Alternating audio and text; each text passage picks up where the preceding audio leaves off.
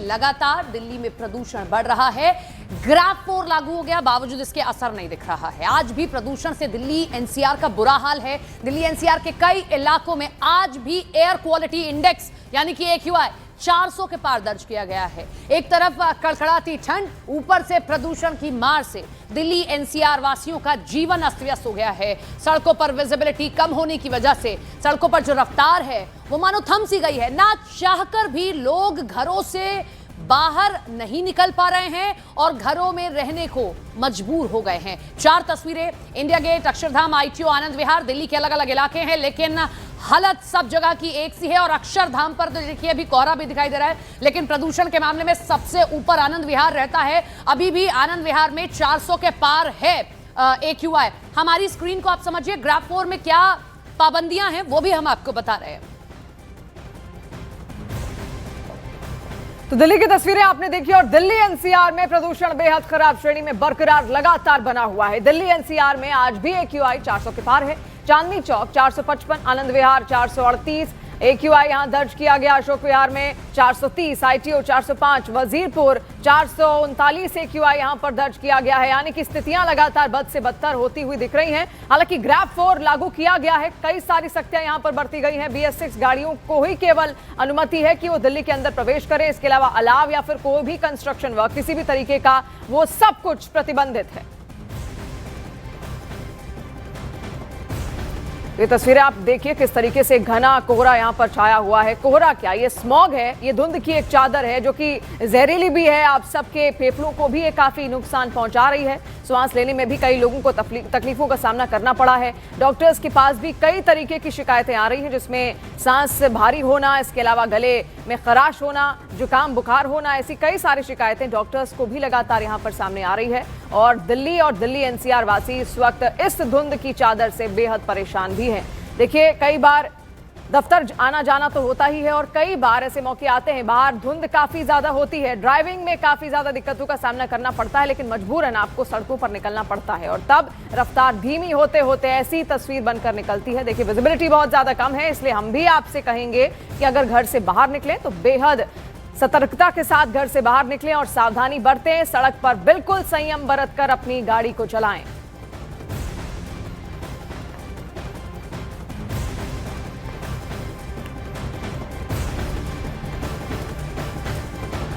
हमारे साथ हमारे 2 सहयोगी लाइव जुड़ रहे हैं, उनका तारुफ आपसे करा दें। आपको हमारे साथ प्रियंका लाइव दिखाई दे रही होंगी और साथ ही साथ जावेद जुड़ रहे हैं।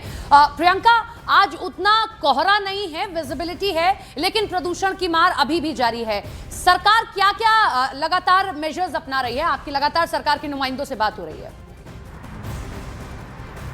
जी देखिए, दिल्ली की अगर बात की जाए तो 390 से ऊपर फिलहाल जो AQI है दिल्ली में वो बना हुआ है। और जाहिर तौर पर जैसे कि हम लगातार बताते आ रहे हैं कि नो PUC नो फ्यूल जैसी नीति है। BS6 जैसे जो वाहन है, उससे नीचे के जो वाहन है उनकी एंट्री बैन है। इसके अलावा जो नई बातें सामने आ रही है वो ये कि जल्द ही EV पॉलिसी सरकार लेकर आ सकती है। 15 से 20 दिन में उसको पब्लिक डोमेन में लाया जा रहा है और इस EV पॉलिसी से जो है कई तरीके की चेंजेस होने की उम्मीद है। मैं क्योंकि गुड़गांव में हूँ तो पहले तो मैं आपको गुड़गांव की ये तस्वीरें दिखा देती हूँ। गुड़गांव में इस वक्त जो है 345 के लगभग AQI बना हुआ है और ये हाईवे है जिसको आप फिलहाल देख रहे हैं। इससे आप अंदाजा लगाइए कि किस तरीके की स्थिति फिलहाल हाईवे पर बनी हुई है। कोहरा बहुत ज्यादा जो है गुड़गांव में हाईवे की तरफ देखा जा रहा है, जो दिल्ली की तरफ आज थोड़ा कम दिख रहा है। कल की तुलना में दिल्ली आज थोड़ी बेहतर दिख रही है, लेकिन फिलहाल भी जो कोहरा है वो बना हुआ है। कोहरे का येलो अलर्ट दिल्ली और NCR में अब फिलहाल जो है वो लागू किया गया है। ऐसे में 345 के लगभग AQI यहाँ बना हुआ है। साफ तौर पर दिल्ली के पर्यावरण मंत्री मनजिंदर सिंह सिरसा ने कल इस बात को दोहराया है कि आज के हालात कल से खराब हो सकते हैं। ऐसे में जब तक बेहद ज़रूरी ना हो घर से बाहर ना निकले और निकले तो तमाम प्रिकॉशंस के साथ ही बाहर निकले। जी प्रियंका, जावेद भी हमारे साथ जुड़ रहे हैं। जावेद, हम पहले तो चाहेंगे, देखिए आप तस्वीरें वहां दिखाइए क्योंकि आपके पीछे धुंध की एक चादर भी है, मास्क भी आपने पहना है। लोगों से क्या आपने बातचीत की, किस तरीके की सख्ती वो खुद भी अपने जीवन में अपना रहे हैं ताकि इस प्रदूषण से, स्मॉग की चादर से वो बचें? देखिए अक्षरधाम पर मेरी मौजूदगी है। पहले तस्वीरों के जरिए आपको आज का पोल्यूशन की स्थिति आपको बता दें। CPCB के मुताबिक 393 AQI दर्ज किया गया है। एक बार तस्वीर आप देख लीजिए और यहाँ पर वो तस्वीरों में भी नज़र आ रहा है। करीब करीब 400 मान सकते हैं, क्योंकि दिल्ली में 40 स्टेशन पे 20 से ज़्यादा पर 400 से ज़्यादा AQI है। और अगर आप इसको विजुअल के ज़रिए समझने की कोशिश करेंगे, अक्षरधाम से अमूमन हम तस्वीरें इसलिए दिखाते हैं क्योंकि यहाँ से आपको एक जो स्मॉग है, कोहरा और धुआं, उसको मिलकर जो बनता है वो स्मॉग बनता है, वो तस्वीर आपको यहाँ पर दिखाई देगी और वो आंकड़ों में भी दिखाई देती है। धुंधला आपको अक्षरधाम नज़र आएगा। इसी के पास में NH9 है। NH9 पर आप देखिए, विजिबिलिटी देखिए, आपको एक धुंध नज़र आएगी। मौसम विभाग के मुताबिक जो सफदरजंग में विजिबिलिटी दर्ज की गई है वो 200 मीटर दर्ज की गई है। और इसी से सटा हुआ यमुना खादर का इलाका, एक पूरी लेयर आपको स्मॉग की नज़र आएगी। सवाल जहाँ पर आपने ये पूछा कि लोग क्या सोच रहे हैं, AQI इस वक्त शहर में सबसे ज़्यादा चर्चा का विषय है और सबसे बड़ा मुद्दा मेरे ख्याल में है, और लोग खुद से भी प्रिकॉशन ले रहे हैं। लेकिन आज चूँकि रविवार का दिन है, छुट्टियों का दिन होता है, तो ऐसे में लोग इंतज़ार करते हैं वीकेंड का। तो क्या वीकेंड पे कितने लोग इस तरह से निकलते हैं, ये भी देखना होगा। लेकिन ये मुद्दा है और लोग बहुत एहतियात बरत रहे हैं। आमतौर पर हमने इतने ज़्यादा मास्क कोरोना के टाइम पर देखे थे, लेकिन अब इसकी जब चर्चा होती है तो लोगों के चेहरे पर मास्क भी नज़र आ रहे हैं, क्योंकि इसका सीधा असर सेहत पर पड़ रहा है। और एक्सपर्ट भी जिस तरह से बता रहे हैं कि दिल्ली में एक तरह से एयर इमरजेंसी जैसे हालात हैं, क्योंकि पोल्यूशन जो है वो कम नहीं हो रहा है। खुद मनजिंदर सिंह सिरसा ने अभी कुछ रोज़ पहले ये कहा था प्रेस कॉन्फ्रेंस करके कि अगले एक हफ्ते तक इसी तरह के हालात दिल्ली में रहने वाले हैं। तो अभी जो AQI है वो 400 के आसपास लगातार बना हुआ है। जी बिल्कुल, ये एक मुद्दा ज़रूर है जिस पर सबको चर्चा करनी भी चाहिए।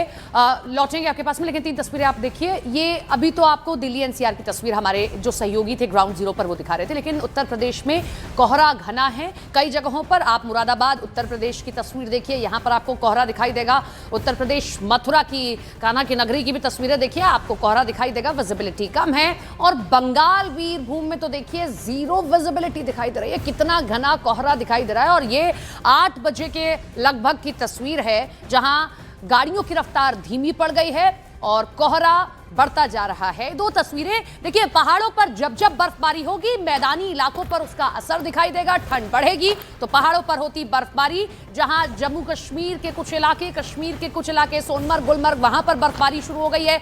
उत्तराखंड में जो मसूरी वाला इलाका है वहां पर भी बर्फबारी हल्की फुल्की शुरू हो गई है। और दूसरी तरफ मैदान में ठंड भारी हो रही है। जैसा हमने पहले भी कहा कि पहाड़ी इलाकों में होती बर्फबारी का ये असर होता है कि मैदानी इलाकों में ठंड बढ़ जाती है।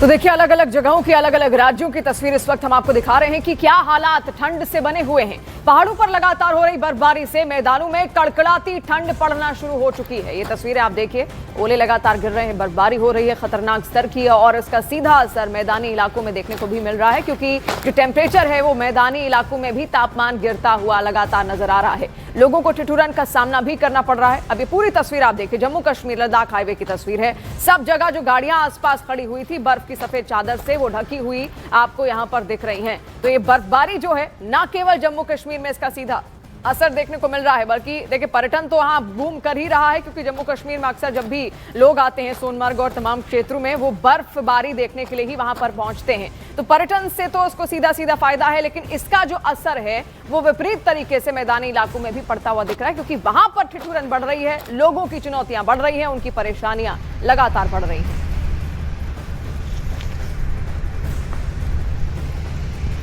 ये 2 अलग अलग तस्वीरें आप देखिए जो कैमरे में यहाँ पर कैद की गई हैं। ये लगभग रात के वक्त की ही तस्वीरें यहाँ पर हैं। बर्फबारी लगातार हो रही है और इससे ठंड तो बढ़ ही रही है।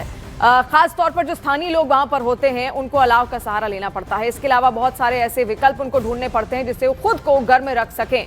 और ऐसे में आप देखिए, जब बाहर सफेद चादर इस तरीके से अगर बिछी हो और बर्फीला इलाका हो, तो आपको बाहर निकलना भी उतना ही दुश्वार हो जाता है। उतनी ही बड़ा चुनौती एक बन जाती है कि आखिर आप अब अपने बाहर के काम कैसे करेंगे। अब सारी गाड़ियां आप देखिए सब सफेद चादर से यहाँ पर ढकी हुई है। ये बर्फ की ही सफेद चादर है। आसपास के घर भी आप देखिए, इसके अलावा जो पेड़ वहां पर हैं, पेड़ पौधे वनस्पति जितने भी हैं, वो बर्फ की सफेद चादर से ढके हुए नजर आ रहे हैं।